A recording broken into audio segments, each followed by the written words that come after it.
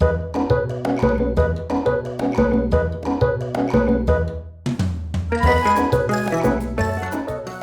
I'm Ryan Lagarde. And I'm Craig Tovey. And welcome to Storytime with Ryan Lagarde. And Craig Tovey. Today's book is Paddington by Bond. Michael Bond. Illustrated by R.W. Alley. Why are you saying things like that? Ryan, Paddington's British, and this book takes place in England. So I guess we should do accents. Let's get started! Paddington by Bond. Michael Bond. Illustrated by R.W. Alley.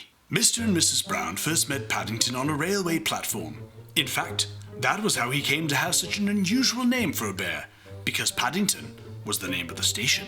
The Browns were waiting to meet their daughter Judy when Mr. Brown noticed something small and furry near the left luggage office. "It looks like a bear," he said. "A bear?" repeated Mrs. Brown. "In Paddington Station? Don't be silly, Henry, there can't be."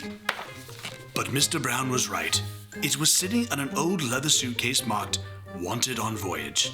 And as they drew near, it stood up and politely raised its hat. "Good afternoon," it said. "May I help you?" "It's very kind of you," said Mr. Brown. "But as a matter of fact, we were wondering if we could help you," "You're a very small bear," said Mrs. Brown. "Where are you from?" The bear looked around carefully before replying. "Duckers, Peru. I'm not really supposed to be here at all.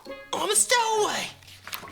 "You don't mean to say you've come all the way from South America on your own?" exclaimed Mrs. Brown. "Whatever did you do for food?" Unlocking the suitcase, the bear took out an almost empty glass jar. "I ate marmalade," it said. "Bears like marmalade." Mrs. Brown looked at the label around the bear's neck. It said quite simply, "Please look after this bear. Thank you." Someone just abandoned Paddington? No, they left a nice note. Said please and thank you. Yeah, but they didn't sign their name, so they didn't want to be found. Well, let's not think about that. "Oh, Henry," she cried. "we can't leave him here all by himself. There's no knowing what might happen to him. Can't he come home and stay with us?" "Stay with us?" repeated Mr. Brown nervously. He looked down at the bear. Would you like that?" he asked. "That is," he added hastily, "if you have nothing else planned." "Oh, yes," replied the bear. "I would like that very much. I know where to go, and everyone seems in such a hurry." "That settles it," said Mrs. Brown. "Now you must be thirsty after your journey. Mr. Brown, can you get some tea while I go and meet our daughter Judy?" "But Mary," said Mr. Brown, "we don't even know its name." Mrs. Brown thought for a moment. "Well, I know," she said. "We'll call him Paddington, after the station. Paddington." The bear tested it several times to make sure. I'm right here, Paddington." "All right, Paddington." "Paddington?" "Big Diddy, Paddington." "I'm Paddington." "Hey, chum, Paddington over here."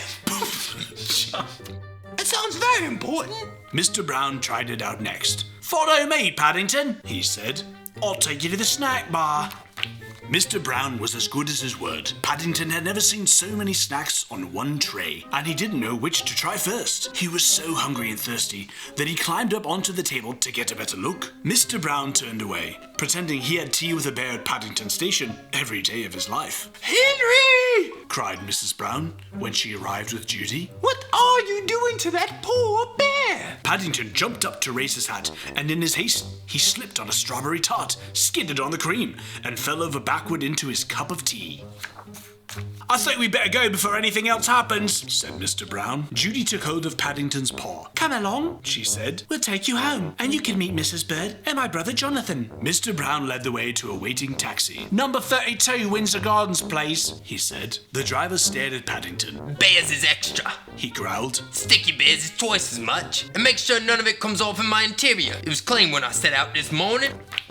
The sun was shining as they drove out of the station, and there were cars and big red buses everywhere. Paddington waved to some people waiting at a bus stop, and several of them waved back. It was all very friendly. Craig. Oh, hey, Ryan. Hey. Hey, Ryan. Hey, Craig. Ryan! This is is all very friendly. Paddington tapped the taxi driver on his shoulder. It isn't a bit like Dorcas Peru. He announced. The man jumped at the sound of Paddington's voice. Cream! He said bitterly. Cream and jam all over me coat! He slid the little window behind him shut. Oh dear, Henry. Murmured Mrs. Brown. I wonder if we're doing the right thing. Are they doing the right thing? Fortunately, before anyone had time to answer, they arrived at Windsor Gardens, and Judy helped Paddington onto the pavement. Now you're going to meet Mrs. Bird. She said. She looks after us. She's a bit fierce at times, but she doesn't really mean it. I'm sure you'll like her. Paddington felt his knees begin to wobble. I'm sure I shall if you say so. He replied. The thing is, will she like me? Goodness gracious! Exclaimed Mrs. Bird. What have you got there? It's not a what? Said Judy. It's a bear called Paddington, and he's come to stay with us. A bear? Said Mrs. Bird as Paddington raised his hat. Well, he has good manners, I'll say that for him. I'm afraid I stepped on a jam tart by mistake. Said Paddington. I can see that, said Mrs. Bird. You'd better have a bath before you're very much older. Judy can turn it on for you. I dare say you'll be wanting some marmalade too. I think she likes you, whispered Judy. Paddington had never been in a bathroom before. While the water was running, he made himself at home. First of all, he tried writing his new name on the steam on the mirror. Paddington. Paddington. Paddington. I'm a bear, don't know how to write. Then he used Mr. Brown's shaving cream to draw a map of Peru on the floor. It wasn't until a drip landed on his head that he remembered what he was supposed to be doing. He soon discovered that getting into a bath is one thing, but it's quite another matter getting out again, especially when it's full of soapy water. Paddington tried calling out. Help! Help! Help! Help! Help! Help! Help! We got it. Nailed it. At first in a quiet voice, so as not to disturb anyone, then very loudly. Help! Help! When that didn't work, he began bailing the water out with his hat. But the hat had several holes in it, and his map of Peru soon turned into a sea of foam. Suddenly, Jonathan and Judy burst into the bathroom and lifted a dripping Paddington onto the floor. Thank goodness you're all right, cried Judy. We heard you calling out. Fancy making such a mess. Said Jonathan admiringly. You should have pulled the plug out. Oh, said Paddington. I never thought of that. When Paddington came downstairs, he looked so clean that no one could possibly be cross with him. His fur was all soft and silky, his nose gleamed, and his paws had lost all traces of the jam and cream. The Browns made room for him in a small armchair, and Mrs. Bird brought him a pot of tea and a plate of hot buttered toast and marmalade. Now, said Mrs. Brown. you must tell us all about yourself. I'm sure you must have had lots of adventures. I have, said Paddington earnestly. Things are always happening to me. I'm that sort of a bear. He settled back in the armchair. I was brought up by my Aunt Lucy in Dorcas, Peru.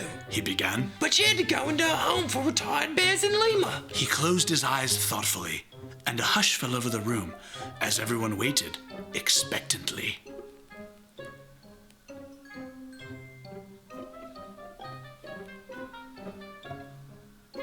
After a while, when nothing happened, they began to get restless.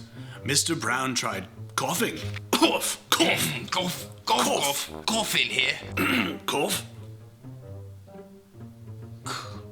Then he reached across and poked Paddington. Well, I never, he said. I do believe he's fast asleep, After all that's happened to him, said Mrs. Brown. is it any wonder? I think we have a future in accents. Me too. Spot on. Paddington. By Bond, Michael Bond. Illustrated by R.W. Alley. Well, thanks for watching Storytime with Ryan Lagarde. And Craig Tovey. We'll see you next time, mate.